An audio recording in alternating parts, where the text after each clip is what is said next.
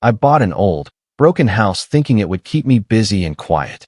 Then one afternoon, a stranger stopped, looked at what I was building, and said something that hit deeper than she knew. One honest sentence turned a simple renovation into a choice I wasn't ready for. This is the story of how fixing a house forced me to face what I'd been avoiding all along. My name is Leo. I'm 36 years old, and I work as a construction worker. I live on the edge of a small town, in an old neighborhood where most houses have seen better days. I bought one of them last year. Cheap, worn out, quiet. I fix it after work and on weekends. That's my life right now, and most days, I'm fine with that. That afternoon, I was repairing the front porch. The wood was soft in places, the paint peeling in long, tired strips. I had the radio on low, just enough to break the silence. I like working alone. You can hear your own thoughts that way, even the ones you try to avoid.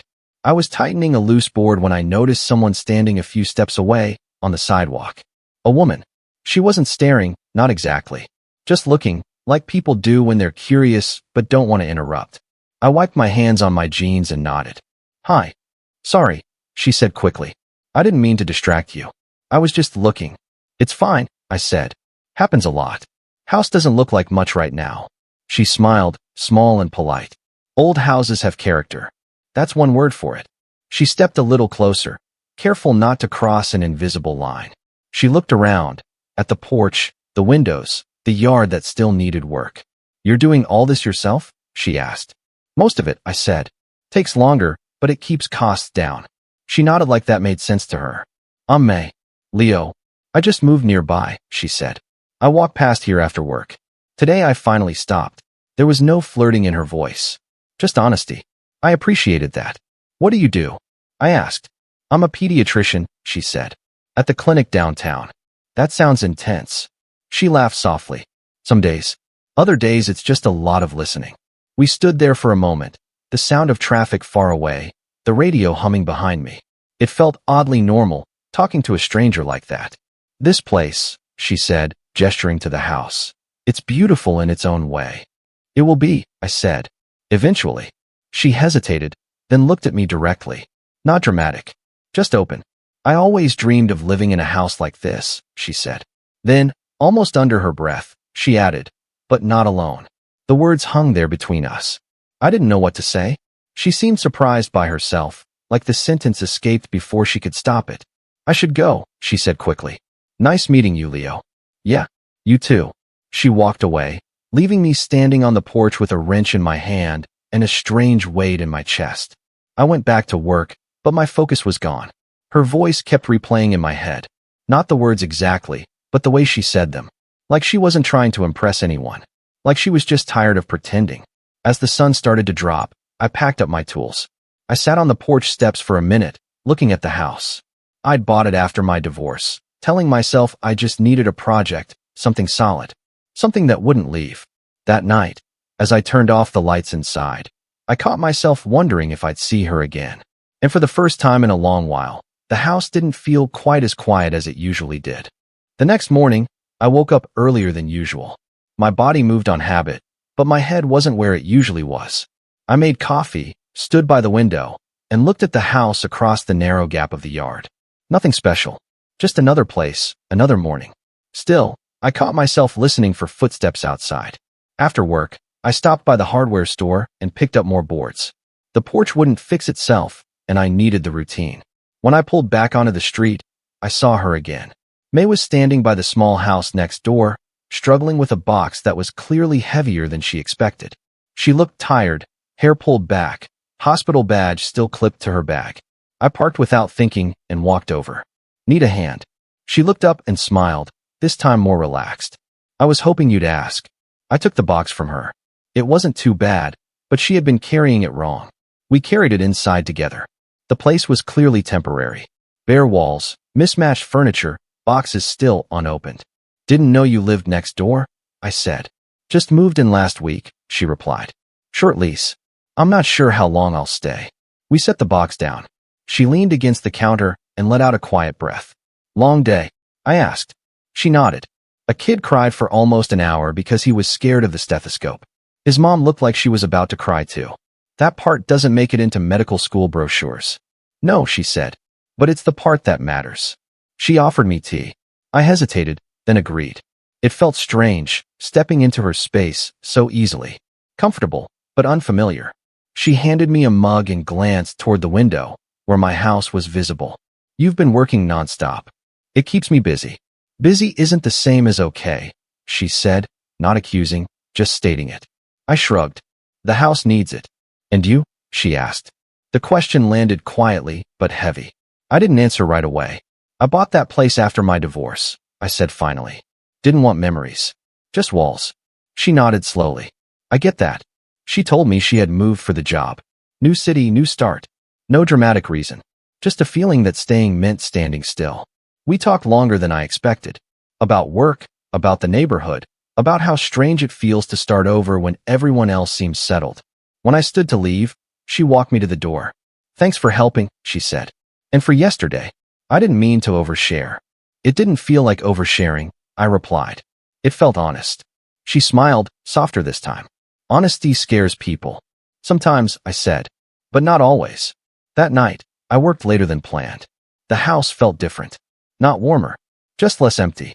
I kept thinking about her words, the way she spoke without rehearsing. The next few days passed like that. Small moments. Crossing paths while taking out trash. A quick wave in the morning. Once, she asked if I could look at a loose step by her door. I fixed it in 5 minutes. She insisted on paying me. I refused. You help everyone, she said. Who helps you? I didn't answer. I didn't know how. On Friday evening, she knocked on my door. I hadn't heard anyone knock there in a long time. I made too much soup, she said. Thought I'd share. We sat on overturned buckets in the unfinished kitchen, eating from mismatched bowls. It wasn't romantic. It was real. Comfortable silence, interrupted by quiet laughter. When she left, I locked the door and leaned against it for a moment. I wasn't ready to call it anything. But for the first time since moving in, I didn't feel like the house was just a project. Friday turned into Saturday without me noticing. I woke up to a gray sky and a steady, cold rain tapping on the half-covered roof. The kind of rain that makes everything feel smaller. Streets empty, air thick, the world telling you to stay inside and think. I hated days like that. I tried to work anyway. I hauled boards from the shed, dragged a tarp tighter over the open part of the living room wall, and kept moving because standing still was when thoughts got loud. The house smelled like wet wood and old dust. It still didn't feel like a home. It felt like something I was trying to earn. Around noon, I heard footsteps on the porch. Light, careful. Then a knock. When I opened the door, May stood there with her hair damp and a paper bag held close to her chest like a shield. I was going to pretend I just happened to walk by, she said, voice calm. But the truth is I brought you lunch. I looked at the rain behind her. You walked in this. It's 3 houses away, she said. I survived. I stepped aside. Come in. She hesitated for a half second, like she wasn't sure if coming in meant something. Then she walked past me, taking in the half-finished hallway, the exposed beams, the floor that still needed sanding. You live like this? She asked. I work like this, I said. She smiled, then set the bag down on a clean spot of counter. Soup. And bread. Don't argue. I wasn't going to, I said, and that surprised me. Usually I argued. We ate in the kitchen again, but this time I had 2 chairs instead of buckets. Still mismatched, still temporary, but better than before. The rain kept playing its steady rhythm against the windows. For a while, we talked about nothing. Her week at the clinic. A kid who refused to let go of his mom's hand. A dad who tried too hard to look calm. Small stories, but real ones. The kind that stick to you. Then there was a pause. Not awkward, just quiet. May ran her finger along the rim of her mug. You're quieter today. It's the weather, I said. She didn't buy it. No, it's you. I exhaled and looked toward the living room, where the tarp sagged slightly under the weight of the rainwater collecting on it. I'm trying to finish that side before winter really hits, I said. That's not what I meant, she replied, still gentle, but direct. Leo, when I said the other day that people need help too, you look like you'd rather lift a wall by yourself than answer. I should have brushed it off, made a joke, changed the subject. Instead, I stared at my hands. The skin was rough, knuckles nicked from years of work. Hands that could fix a porch step in 5 minutes, but couldn't figure out how to talk about what mattered. I don't like being asked what I need, I said quietly. May nodded like she expected that. Why? The rain filled the space again. It gave me cover, somehow. I got divorced last year, I said. Not dramatic. No screaming matches. Just the slow kind. The kind where you wake up one day and realize you've been living next to someone, not with them. May didn't interrupt. She didn't pretend she understood if she didn't. She just listened. I thought I was doing everything right. I continued. Working, paying bills, trying to be steady. I'm not a big talker. I show up. I fix things. I thought that was enough. And it wasn't, she said softly. I shook my head. She wanted a life that felt bigger than this. Bigger than me. I didn't blame her at first. I tried harder. I worked more. I thought if I could just provide more, she'd feel grateful. But that's not love. That's a transaction. May's expression tightened, like something in my words hit a place she knew. The house was supposed to be our plan, I said. We talked about it for years. One day we'll get an old place and make it ours. When I found this one, I bought it like I was still chasing the idea. Like if I built the house, the life would come back. I swallowed. My throat felt tight, and I hated that even more than the rain. But when she left, the house turned into something else, I said. A way to stay busy. A way to not feel stupid. May leaned back slightly, eyes steady on me. You're not stupid. I let out a short laugh that didn't have humor in it. Feels like it. She was quiet for a moment, then said, I didn't tell you why I moved here. I looked up. You said it was for the job. It is, she said. But that's not the whole thing. Her voice didn't shake, but her hands tightened around her mug. I was with someone for a long time, she said. Not married. But it was the kind of relationship where everyone assumes marriage is coming. We had routines. Friends. Holidays. All the normal stuff. What happened? I asked. May took a slow breath. I was always needed. That was the problem. I frowned. Needed sounds good. It sounds good until you realize it's not the same as being chosen, she said. The words landed hard, like she'd practiced them in her head 100 times. At the clinic, she continued, kids cling to me. Parents lean on me. Sometimes they look at me like I can solve everything, like I'm the only one holding the room together. And I can do it there. I know what I'm doing there. She glanced toward the rain-streaked window, as if the outside world could make it easier. But at home, she said, I was just convenient. I was the stable one, the responsible one, the one who remembered birthdays, made appointments, kept the fridge stocked. He loved that I made life easier. He loved the version of me that fixed things. But when I tried to talk about what I needed, he'd say I was overthinking.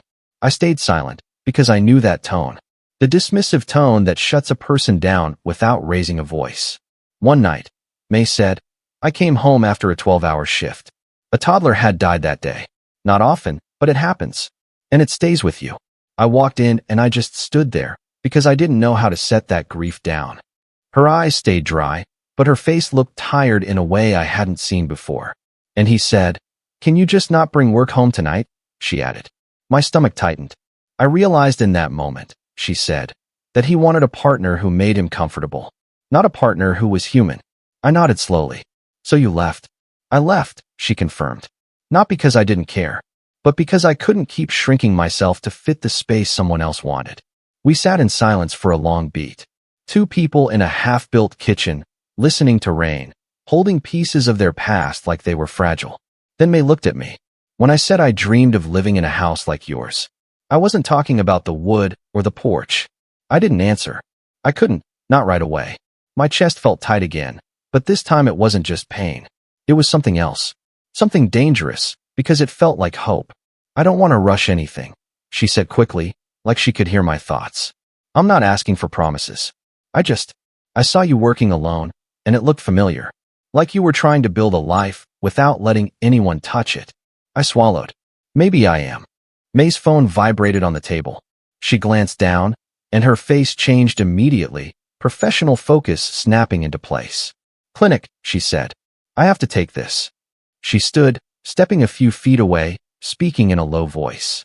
I caught fragments. Fever. Breathing. A panicked parent. When she hung up, she looked back at me with apology already forming. I'm sorry, she said. I have to go. A family needs me. I nodded, forcing steadiness. Go. It's okay. She grabbed her coat, then paused at the door. Leo, she said softly. Yeah. Thank you for telling me the truth, she said. Most people don't. I wanted to say something that sounded strong. Something clear. Instead, I said the only honest thing I had.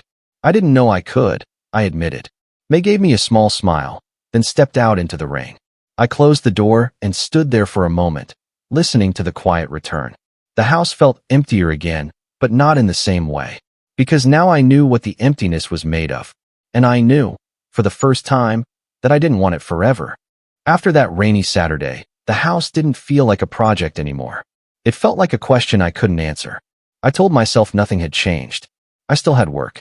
I still had deadlines. Lumber still cost money. Nails still bent if you hit them wrong. Real things. Simple things.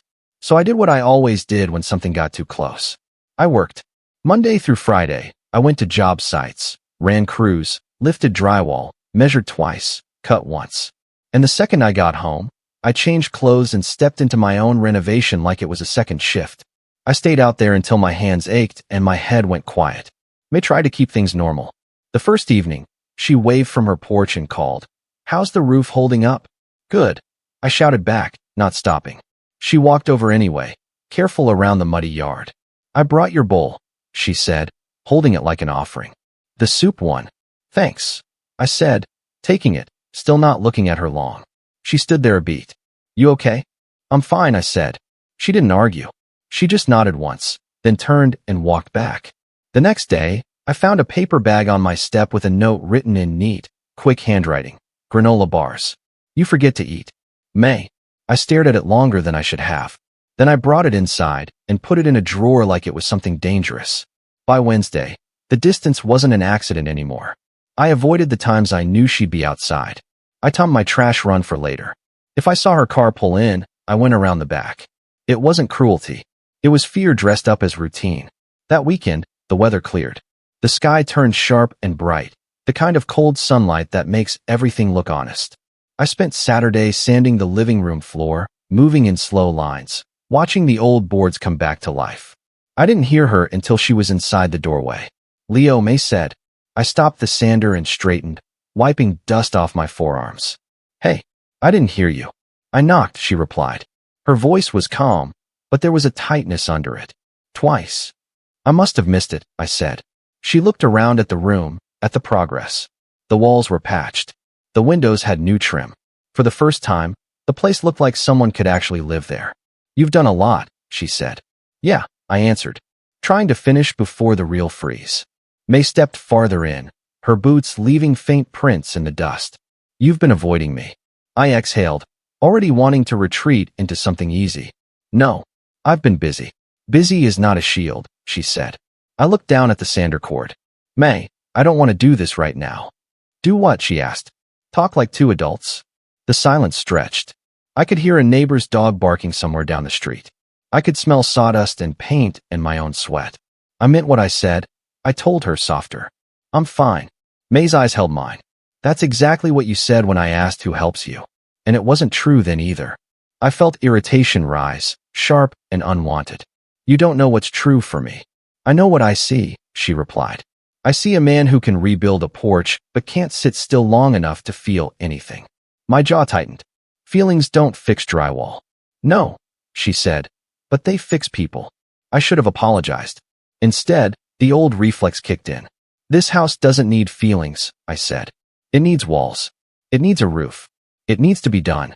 May flinched, just slightly, like I'd snapped a thread between us. "And you? What do you need?" I didn't answer, because the truth scared me. May set her jaw, then pulled a folded envelope from her coat pocket. "I didn't want to bring this into your house," she said, "but I'm done pretending everything is fine." I stared at the envelope. "What is that?" "An offer," she said. "From the hospital. They want me full-time on the pediatric floor, not just the clinic. Better hours. Better pay. But it's closer to the city. 35 minutes from here."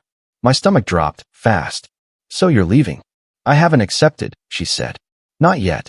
I tried to keep my voice neutral. "That's good. You should take it." Her eyes widened. "That's your response?" "What do you want me to say?" I asked, and the edge in my voice surprised even me. "You have an opportunity. Take it." May took a step closer. "I want you to say something honest. Anything." I laughed once, bitter. "Honest. Fine. I don't do this. I don't do whatever this is." Her face hardened. "Whatever this is. We've had 2 meals and 1 real conversation, Leo. I'm not asking for a ring. I'm asking why you shut the door the second someone sees you. I turned away, pretending to check the floor. Because it's easier. Easier for you, she said. Not for me. The words hit me in a place I couldn't protect. I'm tired, she continued. I spend my days telling parents hard truths and holding kids while they cry. I don't have energy left to guess what you feel. I swallowed. May. She lifted a hand. No. Listen, I'm not mad that you're cautious. I'm mad that you made me feel stupid for hoping you might not want to be alone forever. I finally looked at her. I didn't mean that.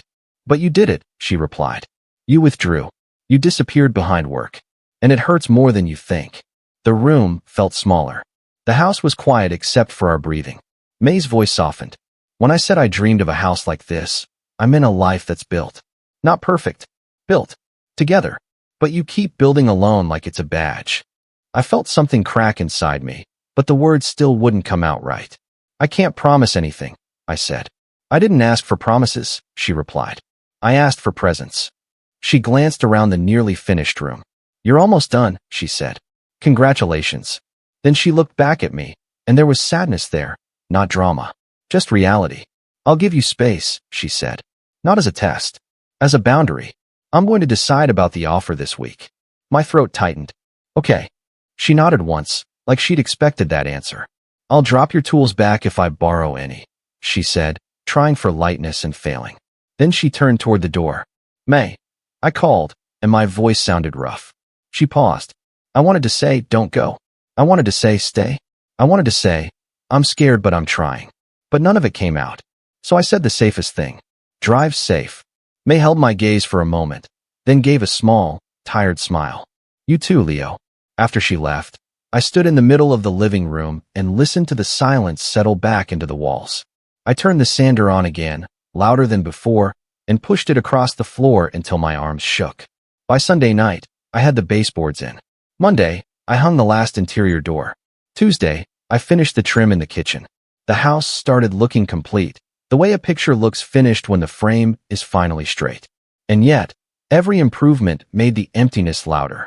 On Thursday evening, I saw May loading boxes into her car. Not many, just enough to tell me she was serious. I watched from my porch like a coward. She didn't look over. Later that night, my phone buzzed with a text from the clinic system. Appointment confirmed. I'd never booked one. Then it hit me. May must have entered my name weeks ago after I mentioned a cough that wouldn't quit. She'd done it quietly, the way people care when they're not performing. I stared at the screen, feeling the walls inside me shift. I held the phone and breathed. I walked inside, shut my own door, and leaned against it, staring at the fresh paint on the hallway wall. I had built myself a house that could stand through winter, but I was still alone inside it. The house was finished. That realization came to me early Saturday morning, standing in the kitchen with a cup of coffee I barely tasted. The walls were painted. The floors were clean. The doors closed properly. Everything worked the way it was supposed to. I had done exactly what I set out to do, and it felt wrong. A house isn't supposed to feel finished when you're still waking up alone inside it. I sat at the small table I'd finally brought in and thought about the way May looked at me the last time we spoke. Not angry, not dramatic, just tired of standing halfway in someone else's life. I had told myself I was protecting myself. The truth was simpler and worse.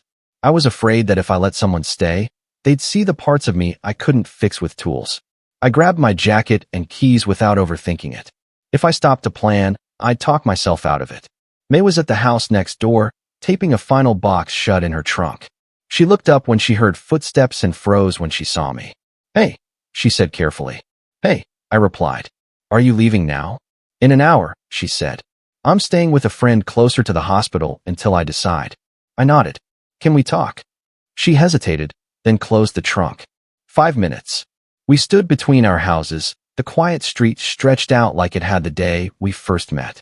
I'm not good at this, I said, explaining myself. I hide behind work because it's predictable. People aren't. She watched me without interrupting. When you said you didn't want to be alone, I continued. I heard it. I just didn't know how to answer without lying or running. And now, she asked.